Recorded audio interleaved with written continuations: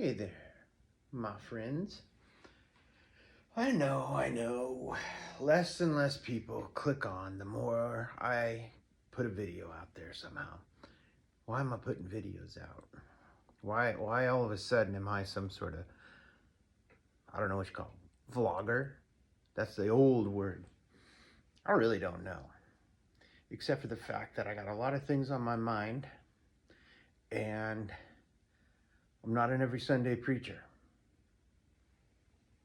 In fact, my job isn't even to preach right now. I transcend things. I take things from one place to the next. And it's a tricky thing to do. And I'm proud to be able to do it. Or blessed and glad and honored to be able to do it. And um, that's kind of what I want to talk about. Transition. See, when you're in a worship service, and eventually that thing's going to wind down, with the highs and all that other stuff. It'll come to an end, and it takes someone to come in and transcend it and not just bluntly and abruptly say, all right, now everybody get out your wallet because we're going to take offering. And there's a lot of cynical people that think that's what church is. And I'm here to tell you right now, any pastor in the world wants to make church anything but that. We don't want to make church feel like we came, we sang, we gave our offering, which is really what they wanted in the first place. The guy talked for 20 minutes and we went home. And I'm getting off the subject. Because what I'm talking about is our culture. Our culture has hit a crescendo of sorts. And when I say our culture, I don't mean my culture. I don't mean your culture. I mean the culture in general. There's a church culture. There's a world culture. There's cultures, all kinds of cultures. But in this world, we are hitting a crescendo. And it's a crescendo that I don't know how it is going to transcend. And it bothers me to watch all of these people, all different people, at these really high levels of anxiety, anger, the side taking, the line drawing, and all that stuff. It's dangerous. It's very, very dangerous. And so I guess that's why, at this point, with the voice I do have, and honestly, there's a couple thousand people on my Facebook page and my YouTube channels, a baby. But I can tell you right now, only a few of you engage. But I would like to talk to you more often, just to get things off my chest. I may not respond in the comment sections. Oh, it looks like I'm lopsided there. I'm not. Sitting in a chair with arms, I don't hardly ever do that. I am down in my art studio, though. I'm getting way off the subject. For the first time ever, I'm also using a stick with a tripod down it. I really kind of like it. But anyway, the facts are, the world is transcending. And transition is caused by, whether we see it or not, something new moving in that makes you have to change what you're doing to accommodate it, or you push back against it. Now, there's going to be pushback, there's going to be transition, and there's more than one new thing coming in. I'm going to be real honest. There's a new world order coming. And Christians, you can fight it and hate it all you want, but this isn't your world, and you just have to understand the new world order is coming. Now, non-Christians, you have to understand something too. The kingdom of heaven, it's not just coming, it's already here. That's why all the upheaval we see is happening.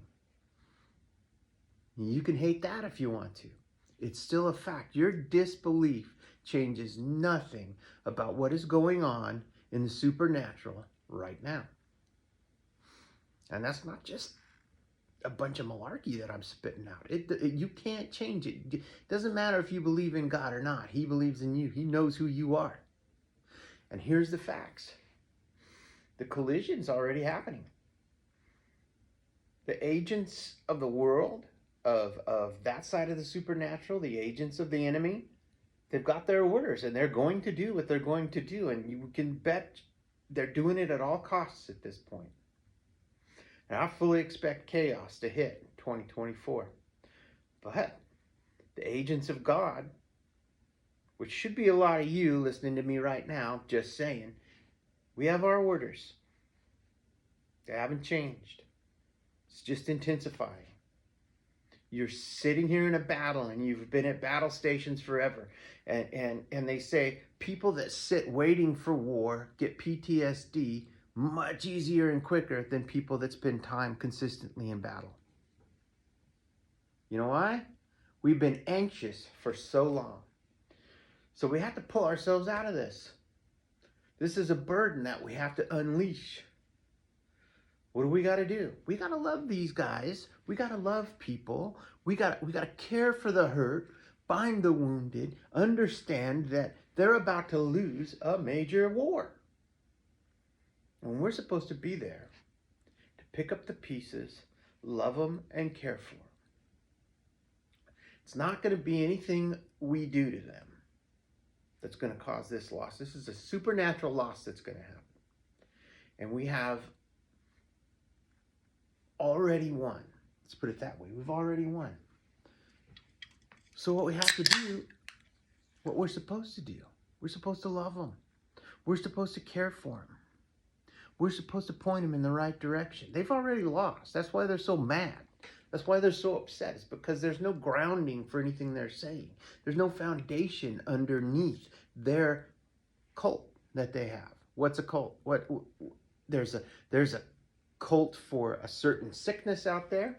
There's a cult for a mental disease out there that makes you want to switch genders. There's a cult supporting that. There's all sorts of stuff that if I mention it too much, I won't be able to talk on this platform anymore. And that's not what I'm going to be about. I'm not going to be about naming names and going after political parties or people that believe in certain things and don't believe in certain things. But I'm going to be about telling Christians, regardless of how they behave, regardless of who these people are or are not, regardless of their political parties, all that stuff.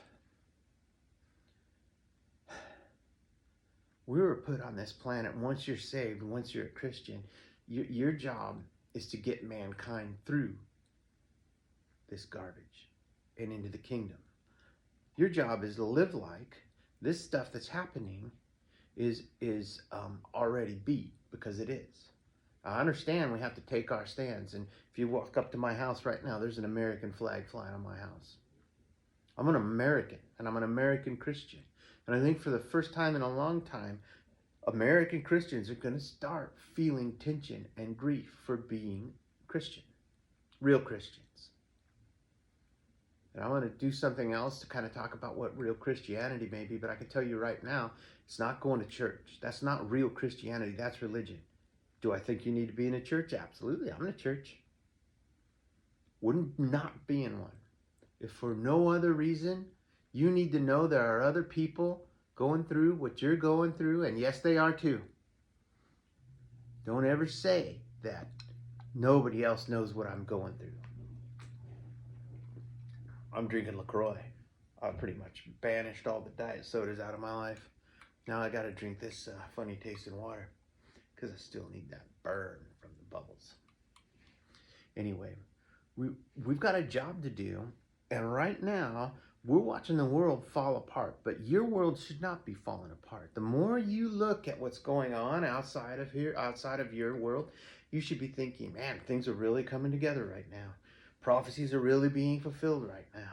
These things are really happening right now. And without ever saying you're okay with any of this, because you don't need to be okay with it. What you need to do is be a light in the darkness. And we can do that. And we can pray. And your prayers mean a lot. Again, I said at the very beginning of what I started saying, which now we're almost on to 10 minutes, which is about where I'd like to cut this off. We need to pray because it's going on in the supernatural. And how do you affect the supernatural? I only know a few people that can go there and see it. My buddy Ron says it's miserable, he hates it, and he doesn't want to do it. He will, though. But I can tell you right now, your prayers affect what happens in the supernatural world, and everything going on in the supernatural world is what you see happen here on earth. It's that simple. I love you guys. I'm going to do this a lot. If you don't like it, don't watch. If you do like it, tell your friends and go to Generation X Pastor. Generation X Pastor on YouTube. You'll find me there somewhere. Don't use my name. Gen X Pastor. Forget all that. Gen X Pastor. It's a baby platform, but I'm going to grow it. And I'm going to grow it because hopefully, you know, it can get spread around. Love you guys. See you tomorrow.